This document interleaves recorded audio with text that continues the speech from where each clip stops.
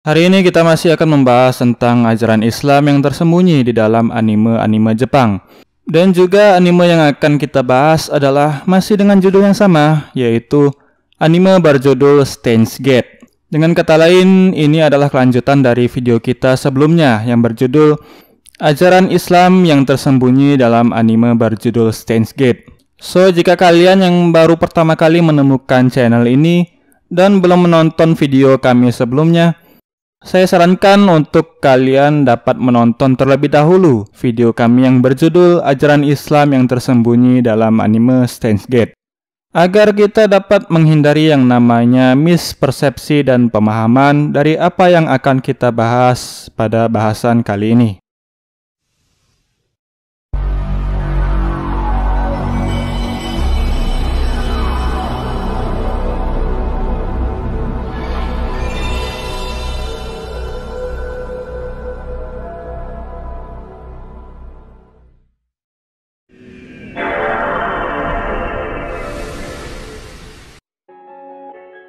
Assalamualaikum warahmatullahi wabarakatuh. Bagaimana kabar kalian? Semoga masih diberi kesehatan, kesempatan, dan keceriaan sehingga masih bisa menikmati suguhan-suguhan artikel-artikel yang tentu saja pastinya berkualitas dan menarik dari channel Egagology. Jika sebelumnya kita telah membahas ajaran Islam tentang kodo dan kodar yang terkandung dalam anime Steins Gate, dan juga telah saya jelaskan di video sebelumnya bahwa kodar adalah semua usaha-usaha yang kita lakukan dengan menggunakan kemampuan free will alias kehendak bebas yang dimiliki setiap makhluk bernyawa.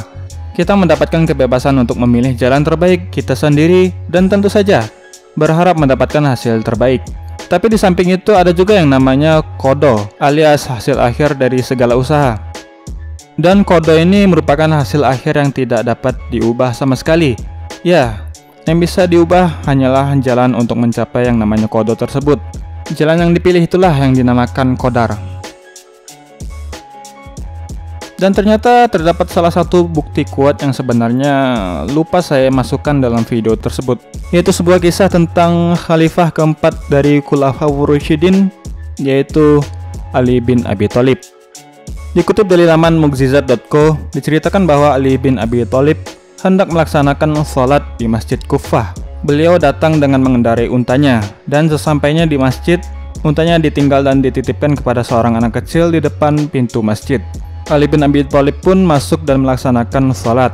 Setelah sholat, keluar masjid sembari menyiapkan 1 dinar yang akan diberikan kepada anak kecil yang menjaga untanya tersebut.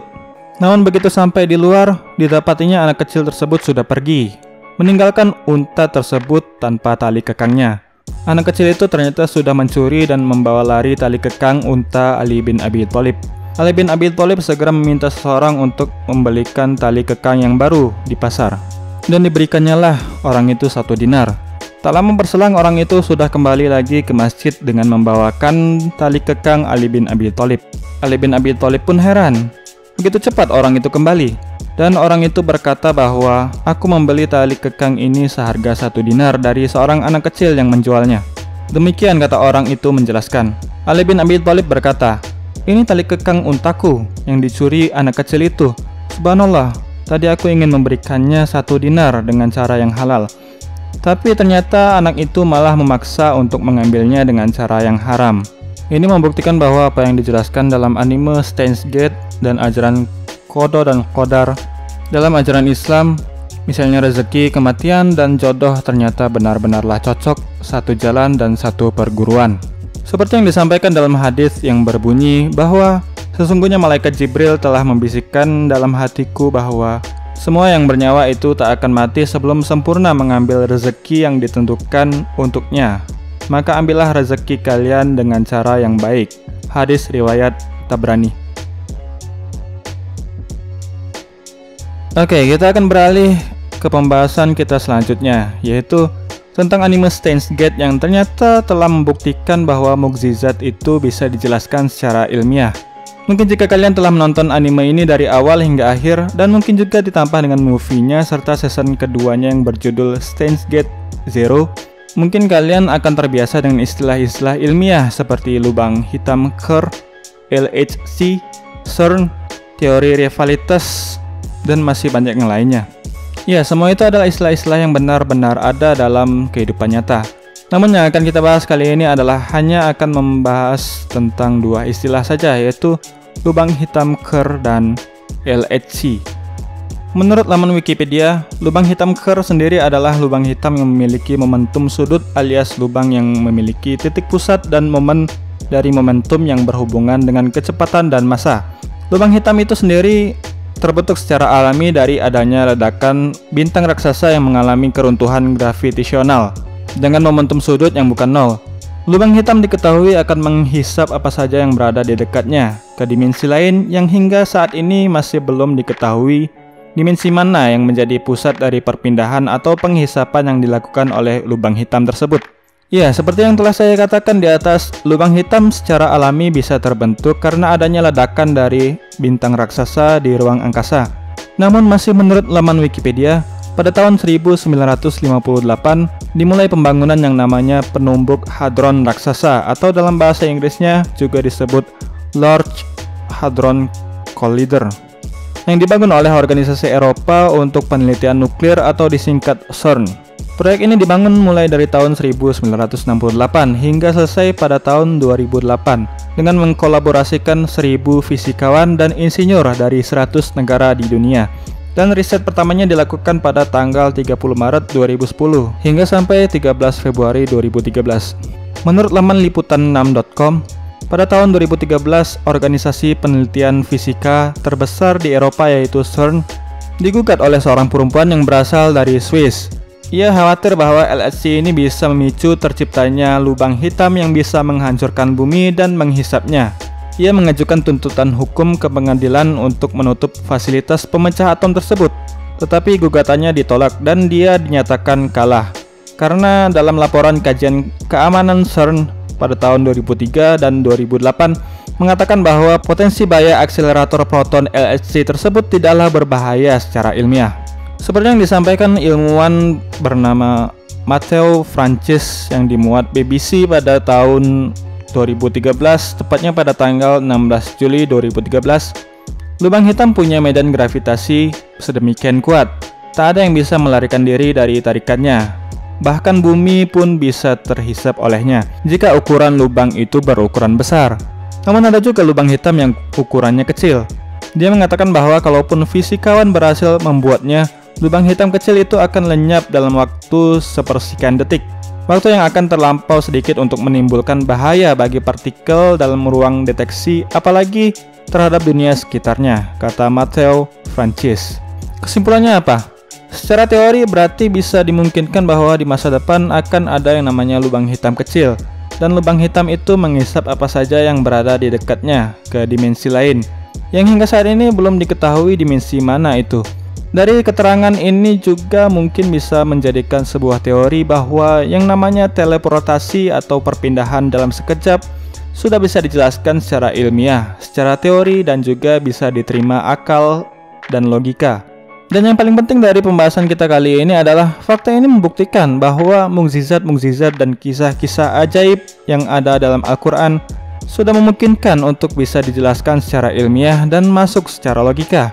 Karena seperti yang kita ketahui bahwa seperti mukjizat Nabi Musa saja, saat ini telah banyak teori dan penelitian-penelitian yang membuktikan bahwa mukjizat itu sangat masuk akal dan bisa diterima secara logika dan nalar manusia. Ditemukannya teori lubang hitam kecil ini mungkin bisa membuat kita semakin yakin bahwa mukjizat Nabi Muhammad yang diceritakan pergi ke Sidratul Muntaha dalam waktu 1 hari itu adalah nyata dan benar-benar terjadi serta terbukti secara logika maupun ilmiah. Lalu ada juga tentang kisah Nabi Ibrahim yang dibakar dalam api yang sangat besar, tetapi setelah beberapa hari dan beberapa minggu ia ditemukan dalam keadaan baik-baik saja dan tidak mengalami luka bakar sedikit pun. Secara ilmiah mungkin bisa dijelaskan bahwa Nabi Ibrahim pada saat itu dipindahkan terlebih dahulu ke dimensi lain, sehingga ketika apinya padam, ia kembali lagi ke dimensi dunia seperti semula. Yang paling membuat saya yakin bahwa teori ini bisa membuktikan secara ilmiah kisah-kisah dalam Al-Quran adalah tentang kisah dari Nabi Sulaiman yang meminta pembesar-pembesarnya bersaing untuk bisa memindahkan istana Ratu Balkis dalam sekejap. Dikatakan bahwa jin Ifrit dan kaum manusia bersaing untuk melaksanakan tugas dari Nabi Sulaiman tersebut. Dan akhirnya ditunjuklah seorang ahli kitab yang dengan ilmu pengetahuannya bisa memindahkan istana Ratu Balkis itu dalam satu kedipan mata saja. Lalu misalnya saja seperti kisah burung Ababil yang menghancurkan Abrahah dan pasukan gajahnya. Dan dikatakan bahwa burung Ababil membawa batu-batu besar yang berapi dari neraka. Mungkin perpindahan burung-burung itu dari neraka juga melewati lubang dimensi yang berukuran kecil tersebut. Yang paling penting dari semua itu adalah bahwa anime Steins Gate telah membuka wawasan kita tentang teori-teori ilmiah mengenai LHC dan lubang hitam Kerr.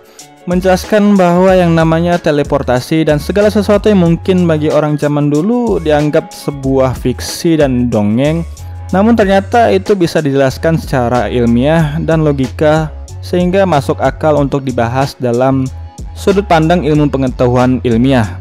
Dan lagi-lagi fakta ini juga membuktikan bahwa isi kandungan Al-Quran adalah benar-benar fakta dan mulai terkuak satu persatu bukti-bukti ilmiahnya, serta dapat diterima oleh berbagai kalangan sebagai makhluk hidup yang mempunyai akal dan pikiran, karena akal adalah poin yang paling ditekankan dalam ajaran Islam.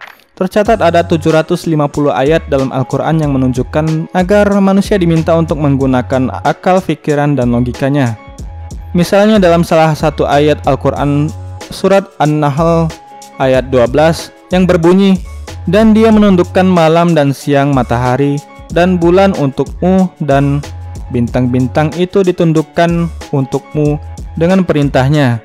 Sesungguhnya pada yang demikian itu benar-benar ada tanda-tanda kekuasaan Allah bagi kaum yang berakal." Ya, mungkin sekian dulu pembahasan kita tentang anime Steins Gate yang membuktikan mukjizat secara ilmiah. Semoga video ini bermanfaat untuk kalian dan mencerahkan serta menambah wawasan kalian tentang agama Islam dari sudut pandang Wibu Barokah. Dan tak lupa juga saya mengingatkan untuk selalu mensupport channel ini dengan cara like, subscribe, dan share ke grup chatting komunitas kalian agar channel ini bisa berkembang, dan semoga kita berharap agar channel ini bisa menjadi wadah bagi para wibu-wibu barokah di seluruh dunia. Akhir kata, assalamualaikum warahmatullahi wabarakatuh. Salam hangat egagologi.